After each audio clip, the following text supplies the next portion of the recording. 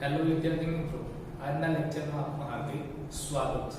આજે આપણે જોઈશું ધોરણ 12 કોમર્સ વિષય આંકડાશાસ્ત્ર પ્રકરણ નંબર 3 સુરેખ નિયત સંબંધ ની અંદર સ્વાધ્યાય 3.2 નો એક્ઝામ્પલ નંબર 6. એક્ઝામ્પલ જોતા પહેલા જે કોઈ વિદ્યાર્થીઓએ આ ચેનલને સબસ્ક્રાઇબ ન કરી હોય તો સૌપ્રથમ ચેનલને સબસ્ક્રાઇબ કરી લો કે જેથી જે કોઈ નવા વિડિયો આવશે તો એની ઝડપથી તમને જાણ થશે. ચલો તો હવે જોઈશું એક્ઝામ્પલ નંબર 6. તો એક્ઝામ્પલ નંબર 6 જે છે આપણો કે એક શહેરમાં કાપડના ધંધામાં કાર્યરત 10 પેઢી, અને જો 10 પેઢી એવું કીધું છે કે એની વેલ્યુ તમારી કેટલી રહેશે? 10 રહેશે. સરેરાશ વાર્ષિક નફો લાખ રૂપિયામાં અને સરેરાશ વાર્ષિક વહીવટી ખર્ચ લાખ રૂપિયા ની માહિતી નીચે મુજબ છે. એટલે કે અહીં જે કોઈ આપણને કોષ્ટકની અંદર માહિતી આપેલી છે એ કોની આપેલી છે? સરેરાશ વાર્ષિક નફાની અને સરેરાશ વાર્ષિક વહીવટી ખર્ચ ની વિગત આપણને આપી છે કે જે બંને વેલ્યુ કેટલામાં છે? લાખ રૂપિયાની અંદર આપવામાં આવેલ છે કે સરેરાશ વાર્ષિક નફો તો લાખ રૂપિયામાં અને વહીવટી ખર્ચ તો એ પણ આપણને લાખ રૂપિયામાં આપવામાં આવેલ છે. કોષ્ટકની અંદરની વિગતો આપણે જોઈએ તો સૌપ્રથમ ખાનું તમારું વિગતનું છે, ત્યારબાદ નફો લાખ રૂપિયામાં જેને x વડે દર્શાવવામાં આવેલ છે, ત્યારબાદનું ખાનું છે આપણું વહીવટી ખર્ચ લાખ રૂપિયામાં જેને y વડે દર્શાવવામાં આવેલ છે.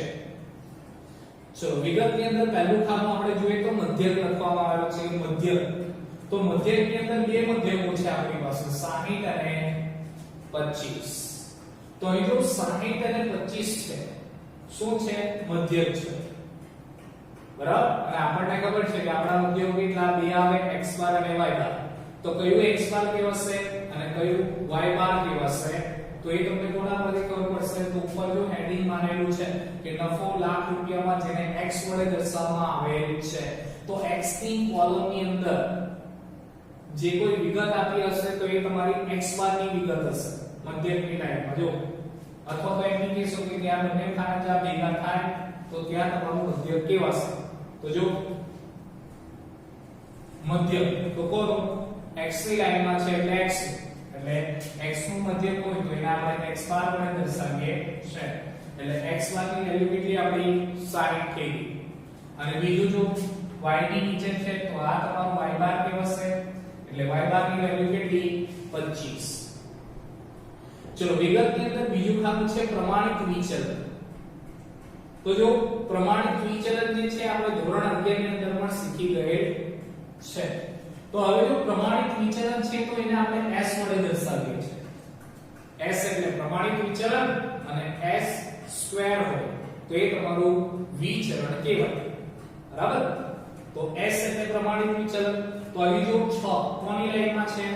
x ની લાઈનમાં છે, તો આ તમારું s x કહેવાશે કે sx ની વેલ્યુ કેટલી? 6. કારણ કે પ્રમાણિત વિચલન છે તો પ્રમાણિત વિચલન એટલે s કોની લાઈનમાં છે? x ની લાઈનમાં છે, એટલે sx, તો sx ની વેલ્યુ 6. એ જ રીતે જો y ની અંદર તો પ્રમાણિત વિચલન છે, પ્રમાણિત વિચલન s કોની ઊભી લાઈનમાં છે? તો y ની, તો sy, તો sy ની વેલ્યુ કેટલી? 3. તો એ રીતે આપણા sx 6 થશે અને sy ની વેલ્યુ 3 થશે. ચલો ત્યારબાદ છે સહવિચલન. તો સહવિચલનને આપણે કહેવાય કોવેરિએશન xy. આપણે આ રીતે જોઈ ગયા હતા સૂત્રની અંદર, એને કહેવાશે કોવેરિએશન xy. હવે તમારે જોવાનું કે અહીં જે તમને વિગત આપી છે તો એ પ્રમાણે તમારું કયું સૂત્ર આવશે. તો આપણે જો એમ નોર્મલ ગણતરીની અંદર સૌપ્રથમ મધ્યકોની ગણતરી આપણે કરીએ છીએ. તો મધ્યકો ઓલરેડી આપણને અહીં આપી દીધેલ છે કે x બાર 60 અને y બાર 25. તો x બાર ની ગણતરી પછી આપણે કરતા હતા b ની ગણતરી. તો અહીં તમારું b નું સૂત્ર ચલો તો v નું સૂત્ર અહીં શું આવશે? હવે કોવેરિએશન છે એટલે કોવેરિએશન વાળું સૂત્ર આવશે. તો કોવેરિએશન વાળું આપણું સૂત્ર હતું કે કોવેરિએશન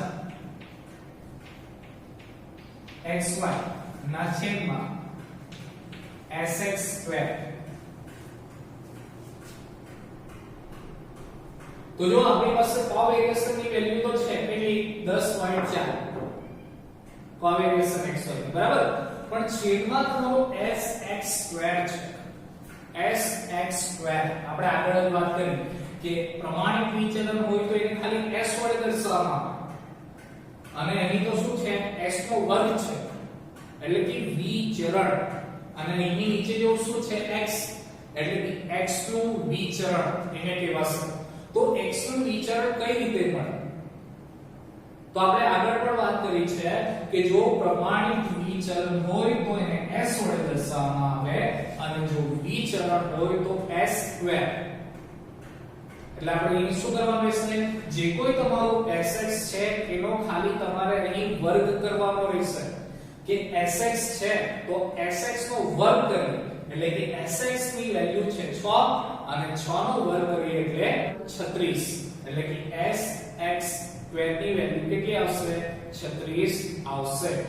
ચલો તો હવે આપણી પાસે જો બંને વેલ્યુ છે તો કોવેરિએશન xy ની વેલ્યુ આવશે 10.4 અને sx2 ની વેલ્યુ કેટલી આવશે? 36. ચલો બરાબર, sx2 એટલે શું કરવાનું? જે કોઈ તમારી sx ની વેલ્યુ હોય એનો તમારે ખાલી વર્ગ કરવાનો રહેશે. કે આપણે જો 6 નો વર્ગ કર્યો એટલે કેટલા આવ્યા? 36. ચલો હવે જો 10.4 ભાગ્યા 36 આપણે જ્યારે કરીએ તો આપણો જવાબ આવશે 0.29. એટલે b નો જવાબ કેટલો આવશે? 0.29. ચલો b ની ગણતરી થઈ ગયા બાદ એના પછી a ની ગણતરી કરીશું. તો અહીં જો a નું સૂત્ર આપ્યું છે y બાર માઈનસ b x બાર, તો આપણી પાસે જો y બાર ની વેલ્યુ કેટલી છે? 25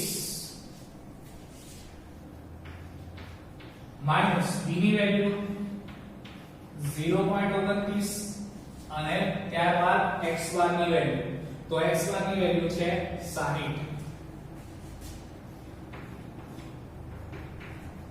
તો 25 માઈનસ 0.29 ગુણ્યા 60, તો અહીં જો 0.29 ગુણ્યા 60 આપણે કરીશું તો આપણો જવાબ આવશે 17.4.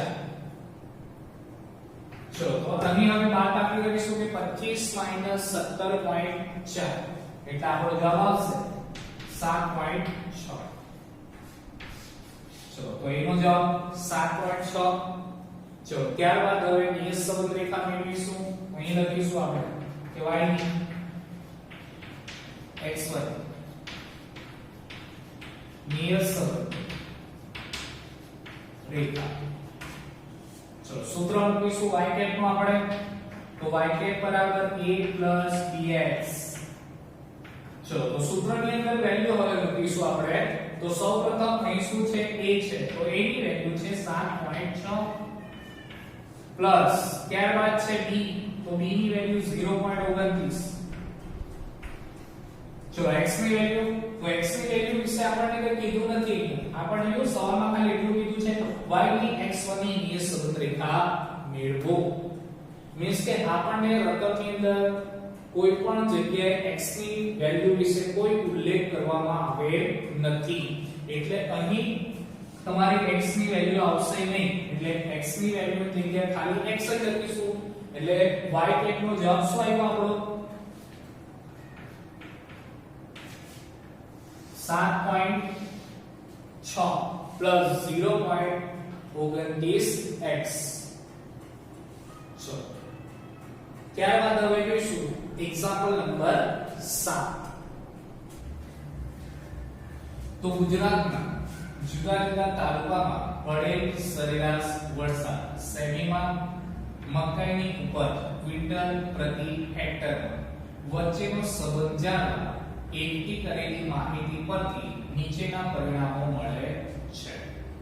કે અહીં જો કોઈ ગુજરાતના જુદા જુદા તાલુકાની અંદર જે કોઈ પડેલો વરસાદ છે અને બીજું શું આપેલું છે મકાઈની ઉપજ, આ બંને વચ્ચે કયા પ્રકારનો સંબંધ છે તો એ જાણવા માટે અહીં માહિતી ભેગી કરવામાં આવે છે અને એના પરથી આપણે સરેરાશ વરસાદ અને મકાઈની ઉપજ વચ્ચે કયા પ્રકારનો સંબંધ છે તો એ આપણે અહીં જાણવાનું છે. ચલો વિગતની અંદર જો સૌપ્રથમ અહીં માહિતી આપેલી છે તો એની અંદર જો વિગત પહેલું કામ છે, ત્યારબાદ છે વરસાદ સેમીમાં જેને x વડે દર્શાવવામાં આવેલ છે, મકાઈની ઉપજ ક્વિન્ટલ પ્રતિ હેક્ટર જેને y વડે દર્શાવવામાં આવેલ છે. ચલો વિગતની અંદર સૌપ્રથમ જો તો અહીં આપેલ છે મધ્યક. ચલો મધ્યક છે તો મધ્યકની અંદર બે મધ્યકો છે 82 અને 180. તો હવે આ બેમાંથી x બાર અને y બાર સૌપ્રથમ તમારે દર્શાવવાનો રહેશે કે કઈ વેલ્યુ x બાર ની છે અને કઈ વેલ્યુ y બાર ની છે. તો ઉપર જો આપણને અહીં x આપેલો છે તો x ના નીચે જે કોઈ વેલ્યુ હશે તો એ તમારી કોની હશે x બાર ની વેલ્યુ હશે. એટલે અહીં તમારા x બાર કેટલા થશે 82 થશે અને અહીં જો y ના નીચે છે તો y ની લાઈનમાં છે તો આ તમારું થશે y બાર. એટલે ચલો x બાર આપણા આવી ગયા 82, y બાર આપણા આવ્યા 180. ચલો ત્યારબાદ નીચે અહીં આવેલું છે વિચરણ. તો વિચરણને s સ્ક્વેર વડે દર્શાવવામાં આવે છે. તો વિચરણને s સ્ક્વેર વડે દર્શાવવામાં આવે છે. તો વિચરણની વેલ્યુ જો આપણી પાસે આપેલી છે 64 અને 225. તો અહીં જો x ની લાઈનમાં છે એટલે આ આપણે s સ્ક્વેર એટલે વિચરણ થાય. જો કોનું વિચરણ છે તો x ની લાઈનમાં છે તો x નું વિચરણ તો s x સ્ક્વેર એને સંજ્ઞામાં દર્શાવવામાં આવશે. એ જ રીતે અહીં 225 છે. જો વિચરણની લાઈનમાં છે એટલે s સ્ક્વેર, જો કોની ઊભી લાઈનમાં છે તો y ની નીચે છે તો અહીં y એટલે આ તમારી વેલ્યુ થશે s y સ્ક્વેર. એટલે કે s x સ્ક્વેર ની વેલ્યુ 64 અને s y સ્ક્વેર ની વેલ્યુ 225. ચલો ત્યારબાદ આપણને અહીં આપેલો છે સહસંબંધાંક 0.82. તો સહસંબંધાંક એટલે આપણો શું આવશે r કહેવાશે. બરાબર, બીજા ચેપ્ટર ની અંદર આપણે જોઈ ગયા છે કે સહસંબંધાંક એટલે r. તો અહીં સ્મોલ r વડે એને દર્શાવવામાં આવે છે. ચલો સંજ્ઞા આપી દીધી. ત્યારબાદ નીચે જો આપણને વધારાના માહિતીમાં કીધું છે કે જ્યારે પણ વરસાદ 60 સેમી પડે ત્યારે થતી મકાઈની ઉપજનું અનુમાન મેળવો. એટલે કે જ્યારે પણ વરસાદ 60 સેમી પડશે બરાબર તો ત્યારે મકાઈની ઉપજ કેટલી થશે તો એનું આપણે અનુમાન મેળવવાનું છે. ચલો આપણે દાખલાની અંદર જો સૌપ્રથમ ગણતરી કરીએ છીએ તો ત્યારે મધ્યકો શોધીએ છીએ આપણે. પણ અહીં જો આપણને મધ્યકો જે છે એ તૈયાર આપેલા છે. x બાર ની વેલ્યુ 82, y બાર ની વેલ્યુ 180. ચલો એટલે બંને મધ્યકોની વેલ્યુ છે એટલે ત્યારબાદ આપણે સાની ગણતરી કરીએ છીએ b ની ગણતરી કરીએ છીએ. તો b ની ગણતરી આપણે અહીં કરીશું. પણ હવે જો b ની ગણતરી કરતા પહેલા અહીં કયું b નું સૂત્ર આવશે એ તમને ખબર હોવી જોઈએ. તો અહીં જે રીતેની માહિતી તમને આપેલી છે તો એ રીતે તમારે સૂત્ર અહીં મૂકવાનું રહેશે. તો અહીં જો તૈયાર માહિતીમાં આપણને જો x બાર અને y બાર તો આપેલા છે. ચલો ત્યારબાદ આપણે અહીં જોઈએ તો s x સ્ક્વેર અને s y સ્ક્વેર એટલે કે વિચરણો આપેલા છે. x નું વિચરણ આપેલું છે અને y નું વિચરણ આપેલું છે. તો હવે આપણે જો સૂત્ર જોયા છે આપણે તો b નું સૂત્ર જો એક તમારું આ રીતે આવે છે કે b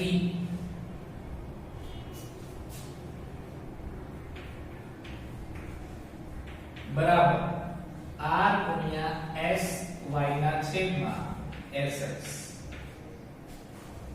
આ રીતે તમારું એક b નું સૂત્ર આવે છે જે તૈયાર માહિતી આપેલી હોય ત્યારે. ચલો એટલે કે ટૂંકા સૂત્ર તમારા આ રીતે છે. તો b નું સૂત્ર આપણું શું છે r ગુણ્યા s y ના છેદમાં sx. તો વિગતો ચેક કરીએ કે આપણી પાસે ત્રણે ત્રણ વિગતો છે કે નહીં.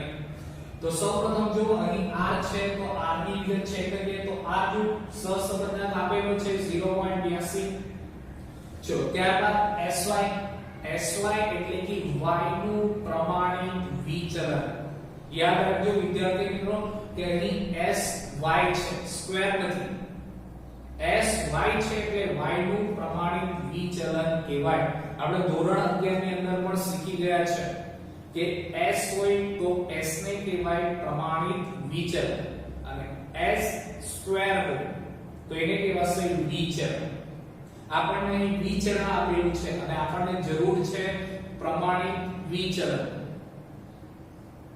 ચલો તો y નું પ્રમાણિત વિચલન તો નથી આપેલું આપણને. છેદમાં છે sx એટલે કે x નું પ્રમાણિત વિચલન. ચલો પ્રમાણિત વિચલન x નું પણ નથી આપેલું. પણ હવે જો આપણે એ પણ જોઈ ગયા હતા આગળ કે જે તમારું પ્રમાણિત વિચલન છે તો પ્રમાણિત વિચલનનો વર્ગ કરો એટલે કે પ્રમાણિત વિચલનને આપણે s વડે દર્શાવીએ છીએ. જો એનો વર્ગ કરો તો શું થઈ જાય? વિચલન થઈ જાય. જો વિચલનને s સ્ક્વેર વડે દર્શાવીએ છીએ તો આના કરતા ઉલટું કે જો તમને વિચલન આપેલું હોય અને એનું તમારે વર્ગમૂળ કાઢી લેવાનું એટલે એ ફેરવાઈ જશે પ્રમાણિત વિચલનમાં. ચલો તો એક વસ્તુ અહીં કરીશું કે આપણે સૌપ્રથમ પ્રમાણિત વિચલન શોધીએ. તો સૌપ્રથમ x નું પ્રમાણિત વિચલન કે જેને s x વડે દર્શાવીએ છે. તો અહીં જો એકલા પરથી મળશે આપણને જે x નું વિચલન છે એટલે કે sx² તો એના પરથી મળશે. કઈ રીતે? તો જો sx² છે કેટલા? 64. તો 64 નું તમારે વર્ગમૂળ કાઢવાનું રહેશે. બરાબર? તો 64 નું જ્યારે આપણે વર્ગમૂળ કાઢીએ તો આપણો જવાબ 8 આવે. તો અહીં sx ની વેલ્યુ તમારી કેટલી રહેશે? 8 રહેશે. ચલો એ જ રીતે sy ની જરૂર છે તો sy પણ સેમ જ મળશે કે અહીં જો y નું વિચલન આપેલું છે એટલે કે sy² ની વિગત આપી છે. કેટલા છે? 225. તો 225 નો અહીંયા તમારે શું કરવાનું રહેશે? વર્ગમૂળ કાઢવાનું રહેશે. વર્ગમૂળ બરાબર. તો અહીં જો 225 નું વર્ગમૂળ આપણે કેટલું આવશે? 15 આવશે. એટલે અહીં તમારે ખાસ યાદ રાખવા જેવું છે કે જો તમને રકમની અંદર વિચલન આપેલું હોય તો તમારે શું શોધવાનું રહેશે? પ્રમાણિત વિચલન શોધવાનું રહેશે. બરાબર? અને કઈ રીતે શોધાશે? તો ખાલી તમારે જે કોઈ વિચલન આપેલું રહેશે એનું વર્ગમૂળ કાઢવાનું રહેશે. જેમ કે અહીં આપણે 64 નું વર્ગમૂળ કાઢીએ તો 8 આવે અને 225 નું વર્ગમૂળ કાઢીએ એટલે 15 આવે. ચલો હવે આપણી પાસે e ની ત્રણે ત્રણ વિગત છે તો આપણે વેલ્યુ મૂકીશું એની અંદર સૂત્રમાં. તો સૌપ્રથમ r છે તો r ની વેલ્યુ છે 0.82. તો અહીં લખીશું આપણે 0.82. ચલો ગુણ્યા sy. તો sy કેટલા છે? 15.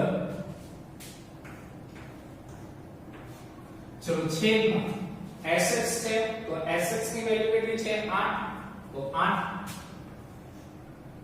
ચલો હવે અહીં આપણે 0.82 ગુણ્યા 15 અને ભાગ્યા 8 કરીએ. બરાબર? તો જવાબ આવશે 1.54.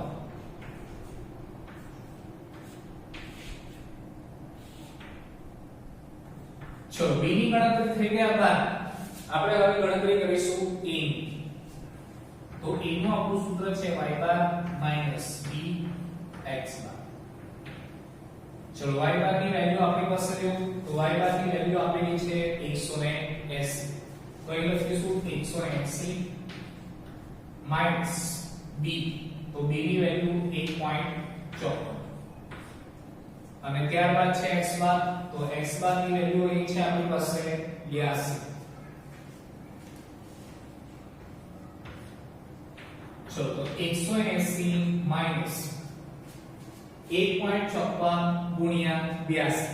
તો અહીં જો 1.54 ગુણ્યા આપણે જ્યારે 82 કરીશું તો તો આપણો જવાબ આવશે 126.28.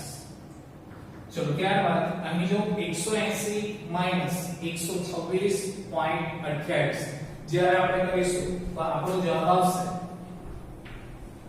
53.72.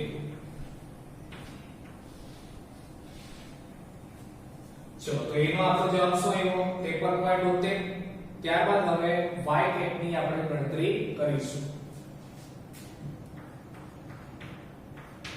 તો અહીં લખીશું y ની x પરની નિયત સંબંધ રેખા.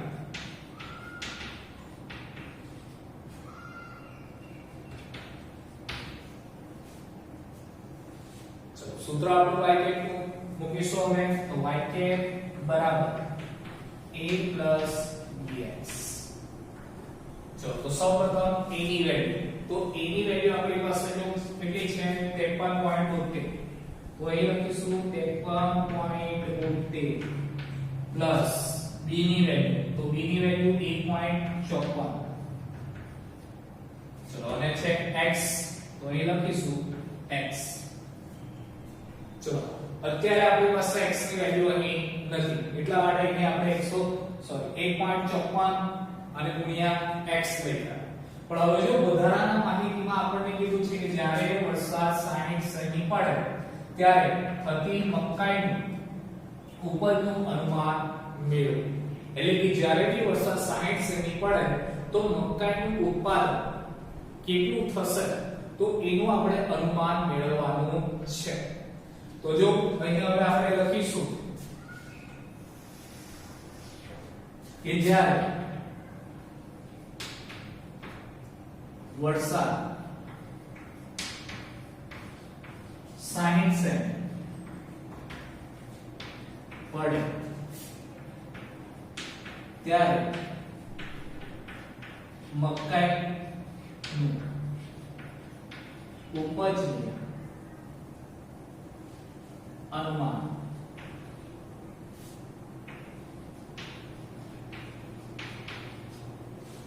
ચલો તો વરસાદ 60 સેમી પડે ત્યારે, તો જો વરસાદને આપણે કોના વડે દર્શાવેલું છે x, તો અહીં x ની વેલ્યુ કેટલી થશે 60 થશે. તો અહીં લખીએ આપણે કે માટે x બરાબર 60. ચલો તો y ની વેલ્યુ અહીં આપણી પાસે આવેલી છે 53.72 પ્લસ 1.54x. તો પહેલા જે લખીશું આપણે તો y કેપ બરાબર 53.72 પ્લસ 1.54x. ચલો હવે પછી આપણી પાસે જો x ની વેલ્યુ 60 છે તો x ની જગ્યાએ આપણે 60 મૂકીશું. તો અહીં લખીએ 53.72 પ્લસ 1.54 અને x ની વેલ્યુ કેટલી છે 60. તો 53.72 પ્લસ 1.54 ગુણ્યા 60. તો જ્યારે બી આપણે 1.54 ગુણ્યા 60 કરીશું તો આપણો જવાબ આવશે 92.4. ચલો તો 53.72 પ્લસ 92.4 જ્યારે કરીએ તો ત્યારે આવશે 146.12. ચલો તો y કેપ ની વેલ્યુ આપણે એવી 146.12 બરાબર. ચલો હવે જો આપણે આગળ પણ વાત કરી છે કે જે કોઈ તમારો y કેપ નો જવાબ આવે તો એની પાછળ એકમ લગાવવાનો રહેશે. અને કયો એકમ? તો જે તમારો ચલ y ની અંદર જે કોઈ એકમ લાગેલો હશે તે. તો ચલ y ની અંદર જો શું છે ક્વિન્ટલ પ્રતિ હેક્ટર, તો અહીં એકમ લાગેલો છે ક્વિન્ટલ પ્રતિ હેક્ટર. તો અહીં જવાબ આવેલો છે જે y કેપ નો 146.12. તો એના પાછળ પણ આપણે લખીશું ક્વિન્ટલ પ્રતિ હેક્ટર. ચલો ત્યારબાદ નીચે હવે આપણે લખીશું કે જ્યારે વરસાદ 60 સેમી પડે ત્યારે મકાઈની ઉપજનું અનુમાન 146.12 ક્વિન્ટલ પ્રતિ હેક્ટર થશે. તો વિદ્યાર્થી મિત્રો આજનો લેક્ચર અહીં આ એક્ઝામ્પલ સાથે પૂર્ણ થાય છે. હવે નવા એક્ઝામ્પલ આપણે નવા લેક્ચરની અંદર જોઈશું. આભાર.